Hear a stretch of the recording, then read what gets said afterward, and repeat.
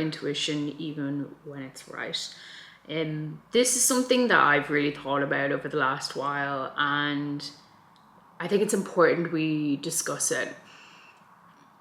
I think it can be really difficult to actually differentiate between fear and intuition, because they're similar feelings, but yet they're entirely different. And if you haven't developed self-trust and tapped into your intuition and know yourself, then I think those two can be really easy to mix up, and it happens to the best of us. And for years, when things would happen for me, and let's say I was presented with an opportunity or something, and my body would maybe freeze up and I'd feel this extreme anxiety, and I would think to myself, oh, that's my intuition speaking. And it wasn't, it was just fear. So with intuition, the difference between that is that with fear and intuition is that fear is loud, it screams, it's like extremely intense in your body and you can feel it. It's hot, it's heavy, it builds up over time. Whereas intuition is almost silent, to the point where if you're not mindful enough, you might actually miss it and miss the cues. This inner guidance or this intuition, it usually whispers, is what they say. And it's only there in the present moment for the next step. It's not really, intuition can't be for the future, because unless it's like a big decision, or you've got to move country or something, your intuition could be telling you something. But if you start projecting into the future, then you're just telling yourself stories, or what they call future predicting or future planning, which is part of anxiety. So intuition is about being in the present moment and being guided in that moment while you're grounded.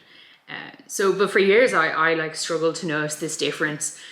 I think it's because I have ADHD and anxiety is a part of that. So I fear transitions and going into new spaces and places, and sometimes meeting new people, because it's completely outside of my comfort zone. It's basically the unknown, and the lack of control of the unknown. And so for years, I've lost out on so many opportunities to travel, to meet new people, to go new places, because I thought my intuition was always telling me not to go. But now I know it's just completely different. So yeah, it happens when you're in the present moment, when you're grounded. And like I said, it whispers, it's inner guidance. But we can't tap into that until we know how, and we have enough self-trust to believe it, and believe that whatever choice we're making is the right answer. But then sometimes, intuition is something we can completely ignore. We might get subtle telltale signs that something isn't right for us over time, and it can build up into something and we completely ignore it. Now, I think the majority of the reason why maybe neurodivergent people do that is because this is expectation for neurodivergent people to fit into this society and to be put into a box. And there's a pressure to perform. There's a certain pressure to feel a certain way when we've felt so out of sync or misaligned from the world our entire lives. And that can take a toll. So of course we're going to, for example, if I'm 31, I've had 31 years. I got diagnosed with ADHD when I was 27. So or 26, 27. For 26 or 27 years, whatever it was, I've never developed any kind of self-trust, because the world was telling me I had to be a certain way. I had to do something, one way or the other. And usually my intuition was wrong, because maybe that's not the life I want to live. And while I'm 31 now, it's only really taken me until now to understand and trust myself to make the decisions that feel right for me, even though it wouldn't be the decisions that maybe a neurotypical person would actually make.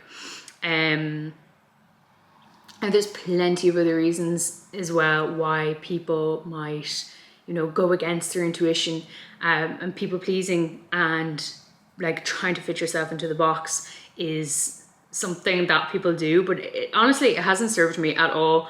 And like, I can't really think of a time it's people pleasing has served anyone, apart from maybe trying to get out of like some life or death situation. But yeah, I mean, from relationships to career moves to friendships, it does sometimes feel like the life that I have been living, without listening to myself, I feel like it's a life that, not that I shouldn't have lived, but a life that is different to what it should have been because I wasn't listening to myself. And that's a sad thing to realize and come to, but it's good because now that I know that, I can change it. So over the last while, I've learned how to like rediscover myself, and my relationship with spirituality has deepened quite a bit, where I like to spend a lot of time with source and nature and being alone and meditating and just trying to be at one with nature.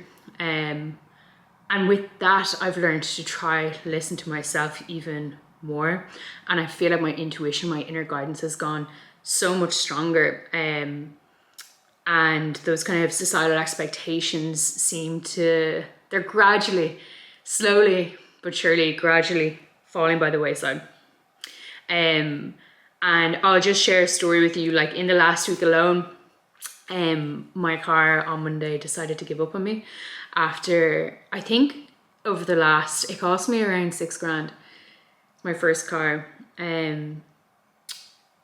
I think I've spent probably 8 or 9 grand, putting 8 or 9 grand into it, trying to keep it running.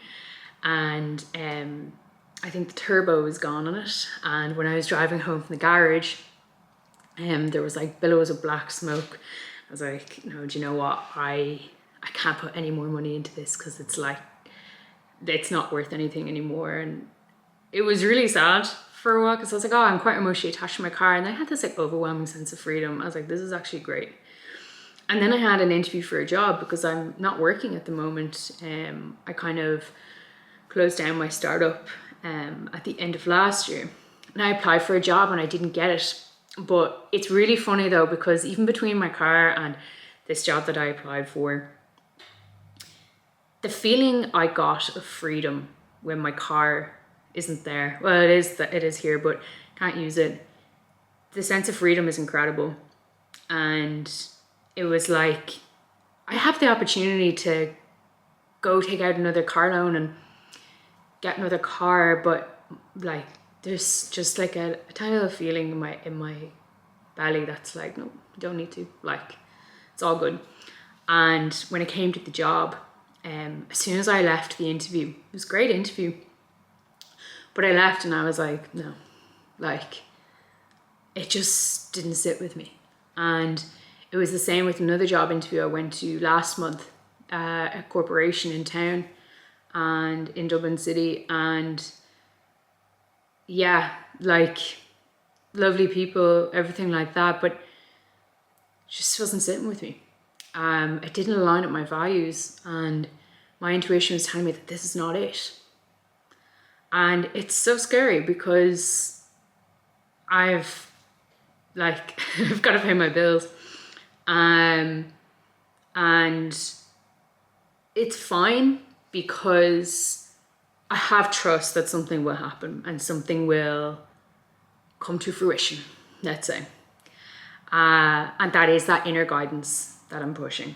So, I mean, like, yeah, and it could be so much more worse, it could be a lot worse. So, that was the story of this week that really kind of forced me to make this video, because after thinking about it and writing about it and reflecting, I think it'd be important that I can share some of like what I learned. What I do know is that I have this unwavering faith of like whatever is next to me, like what's for me won't pass me kind of situation, what I hope anyway. But if I wasn't listening to my intuition, I would have probably taken that corporate job. If I got it, I withdrew my application. But if I got the job, maybe, I don't know, but maybe I would have gotten in and started to look for something else from day one. That's the kind of feeling I had about it. And that would be ignoring my intuition. So I don't regret withdrawing my application at all. So let's go back to the original question, why do people actually ignore their intuition? Well, there's obviously people pleasing, societal expectations, there's the fear of looking stupid, fear of failure, fear of rejection, fear of responsibility, I think. I think they're all common fears that people have because we are all human. Like, we're allowed to have these kind of fears. But accepting the fears and embracing the fears is what I think is going to be extremely helpful, because that can help us tap into our intuition even more. And what I do, and it's just a guide, but in order for me to actually tap into my intuition, then I try to stay as grounded and present as possible in whatever I'm doing. So there's a few things I do. The first thing is that I try to express gratitude. So every night I say my prayers and I think of at least 3 things that I'm grateful for, even if they're small. And then throughout the day, if something happens, like it's been raining for 10 days straight in Ireland, and the sun has eventually come out today with a few showers and hail and thunder, but the sun's out. I'm extremely grateful for that. I think that's great. It's only something really small. Even if sometimes I see a new species of a bird in a park, like for the other morning when I was out for a walk, I saw a heron. I haven't seen a heron in God knows how long, and the appreciation and gratitude I have for that was great. That keeps me grounded in the present moment. Even though I find it really difficult, it really helps. That leads me to mindfulness, which is similar to that. So obviously having ADHD makes it really easy for me to multitask, but that's something I don't want to do, like at all. I find it really difficult to not multitask, but trying to focus on one thing at a time seems to really give me almost like a dopamine hit, I'm gonna say, because it's like a feeling of accomplishment. Okay, I've done that, I can tick it off, and I can move on to my next thing. And I'm not scattered, my mind is everywhere in different places, and that allows me to stay present. So staying grounded in general just is really helpful for keeping, intuition, keeping your intuition there. There's particular ways that people can do it. The 4-7-8 breathing method is something I love to do every day. I like walking in the park at the mornings with no headphones or music or anything like that, and that keeps me grounded. And I also play drums, which is really good for grounding. And then finally, living by my values. So like throughout therapy, when I started therapy again in the last year, one of the things we wanted to work on was discovering what my values are and how we can incorporate them into my life. And once I've discovered actually who I am and what I stand for, what I actually value in life, it's completely changed my perspective on how I interact with the world. It was a complete game changer for me, because now I can say no to the things that don't align with my values, and that also helps me with my intuition and my inner guidance. But there's more things that we can do, and that is just how I like to try to live with my inner guidance and my intuition. But I'd love to know what works for you guys, to, if you wanted to tap into your intuition and not live in fear. Yeah, so that was really it. I just wanted to make this video about it. If you've ever mistaken fear for intuition, just know it's really common, especially if you're neurodivergent, that can really happen. So yeah, don't beat yourself up about it. But I'd also love to hear a time where you followed your intuition, and if it led you on a path that was like, this is amazing, or you knew that you weren't listening to your intuition and you just went with something that completely didn't align with you, and then you ended up in the shitter. I'd really love to hear those stories. So yeah, I'm figuring out with the rest of us, and if I think of any more insights or things I'd like to share, I will do that. See you later.